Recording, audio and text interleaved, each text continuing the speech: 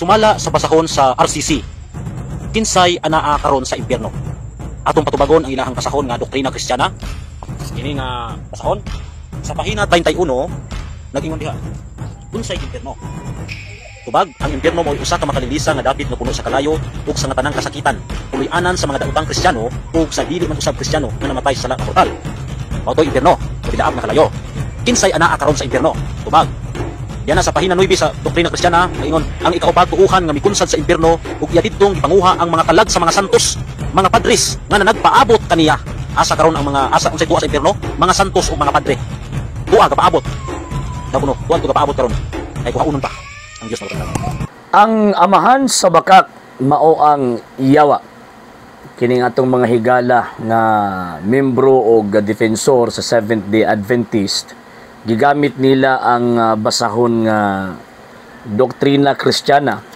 Nya samtang nagbasa sila, gisabot-sabot po nila sinabadista nga tawag ining pagsabot.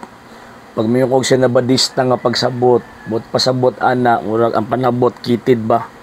O sa samang pagkaagi, ang panabot kung sa kuan pa wala nahiabot or wala nakatupong or wala nakaadto sa level nga standard nga pagsabot sa pagtuong Katoliko. Katong gibasa ni sa page 31, mga sir ug mga ma'am, tinuod kadto. Ngano man kay ang doktrina sa Iglesia Katolika Apostolika Romana, ang infierno maoy usa ka makililisang dapit nga puno sa kalayo ug sa tanang kasakitan puloy-anan sa mga daotang Kristiyano ug sa dili man usab Kristiyano nga namatay sa sala nga mga mortal. So mao ni ang pinakaunang meaning sa gitawag og infierno.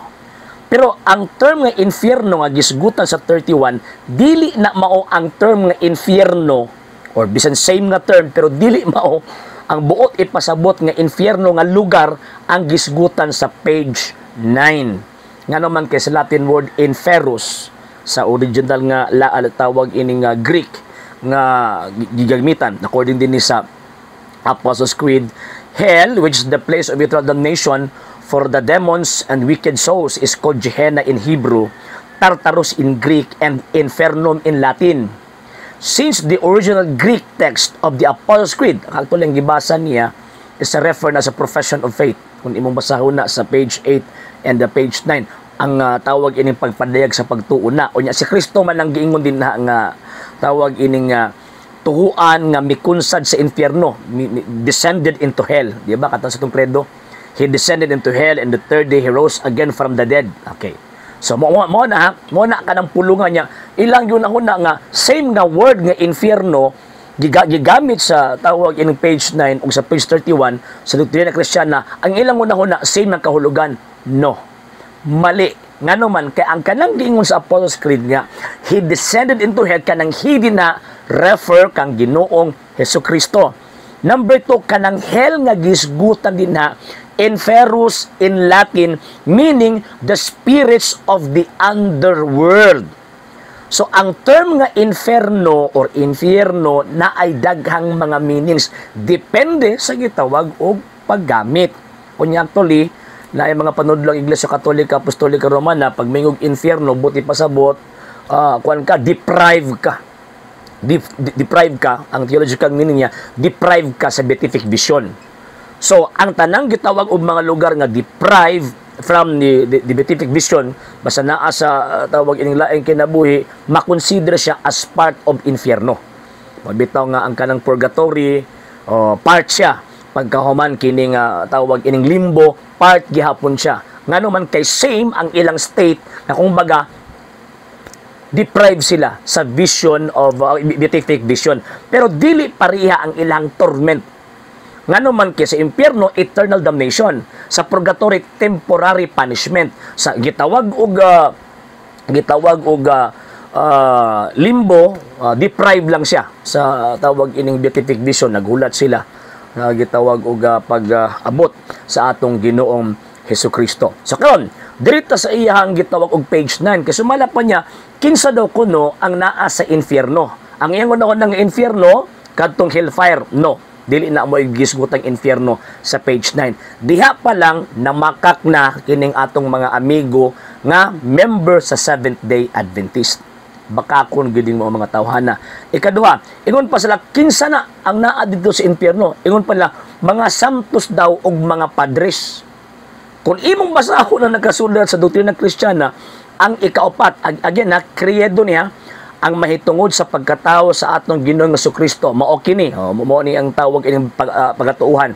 Ang ikaapat, tuhuan nga mikunsad sa infierno og iya didtong gipanguha ang mga kalag sa mga santos padres, the Holy Fathers, or sa laing pang term, the Holy Patriarchs, nga na nagpaabot kaniya. Kinsa man ni? Asa man ni refer? Kana sa mga santos kung nangamatay? No, dili. Refer ni sa mga patriarka, sila Abraham, sila Noah, nga maunay giingon sa 1 Peter chapter 3 verse 18 to 20. Diya pala nga, bakakon, kini mga tawhan na mga bakakong dagko, di ba? Mga santos daw og tawag ini mga padres. Nga ba mga santos o mga padres? Ang gingon santos padres, the Holy Fathers or the Holy Patriarchs. Yung pa nila, nagpaabot pa daw mga santos karong kuhaon ni Kristo. Oy bangag, patakar mo interpret ng libro sa tawag ining simbahan Katoliko. Dili na maoy gisulti sa tawag ining pagtuso. Again, kanang hell nga naa sa page 9 sa doktrina Kristiyana, dili na refer sa hellfire. Kung dili ang state na nga gideprive sila sa beatific vision. Gideprive sila nga makakita sa Dios naong sa daong nganuman kay kana nga panahon wa pa maniabot ang manluluwas, mo na dito pa sila gibutang. Samtang nagpaabot sila sa manluluwas og abrihan ang langit ug dadon sila dito sa langit daw mga bihag. Mo na buot ipasabot sa page 9 sa doktrina Kristiyana. Ayaw lagi sa balistahan panabot kay mahimutang anak siyawa anak ug tawag ining mauhon. Mo na lipay pug silong santos pasantos niya mga padres. Ang ilang una-una mga saints ug mga pari patakka raman taon mo So magbasa gani mo butangin ninyong tama ang comprehension ha. Kay maulawan mo ug di lang kay kamo ang maulawan kundi apil ng inyong pundok maulawan na nganuman kay mga bakakon mong dagko. So ang Seventh-day Adventist kung namakak ni membro karon mas labang bakakon ni ilang mga pastoy ug ang sekta mismo nga Seventh-day Adventist. Okay?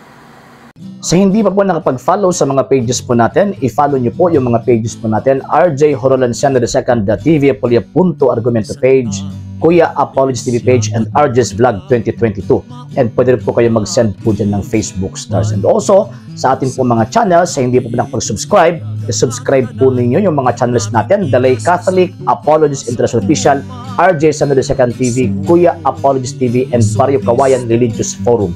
And pwede rin po kayo mag-send po dyan ng super sticker, super chats, and super thanks. And maraming salamat po sa mga kapatid at mga Katoliko na ulis pong tumutulong sa programa po natin. Maraming salamat po. Nang dahil po sa tulong at suporta po ninyo, ang programa po ito, until now, andito pa rin po sa social media. And until now din po, nangangailangan pa rin po tayo sa tulong at suporta po ninyo dahil wala po kami magagawa rito mga sir, mga ma'am, kung wala po yung tulong at suporta po ninyo. Sa gusto pong tumulong, sa gusto pong sumuporta, pwede po ninyong ipadala ang tulong at suporta po ninyo sa pamamagitan po ng ating mga account numbers dyan po sa ating pong screen. And pwede niyo po kaming i-message sa ating pong page kung via remittance po yung papadala po ninyo. Maraming salamat po in advance.